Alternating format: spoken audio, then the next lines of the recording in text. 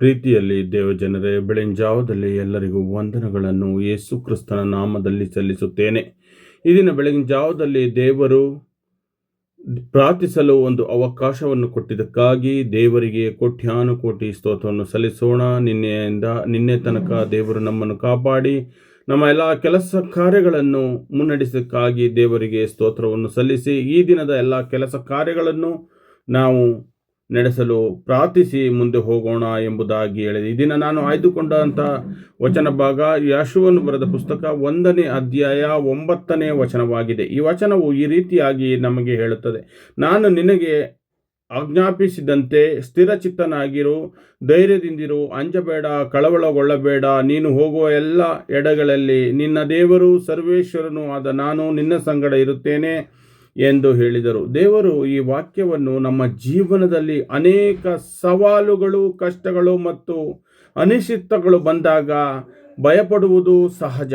ಅದಕ್ಕಾಗಿ ದೇವರು ಈ ಮಾತನ್ನು ನಮಗೆ ಹೇಳಿದ್ದಾರೆ. ಆದರೆ ದೇವರು ಯೇಸುವನಿಗೆ ಹೇಳಿದ ಮಾತು ಇಂದು ನಮಗೂ ಕೂಡ ಅನ್ವಯಿಸುತ್ತದೆ ಎಂಬುದಾಗಿ ಈ ವಾಕ್ಯ ನಮಗೆ ಸ್ಪಷ್ಟಪಡಿಸುತ್ತದೆ.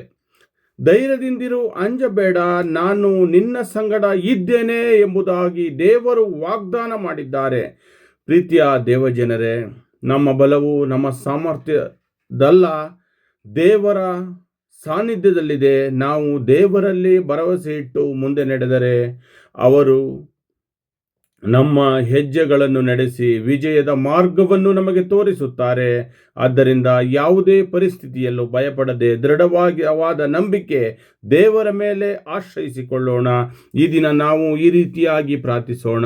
ಪರಲೋಕದ ತಂದೆಯೇ, ಭಯ ಮತ್ತು ಕಳವಳ ದೂರ ಮಾಡಿ ಸ್ವಾಮಿ, ಸ್ಥಿರಚಿತ್ತ ಹಾಗೂ ಧೈರ್ಯವನ್ನು ನನಗೆ ಅನುಗ್ರಹಿಸಿರಿ.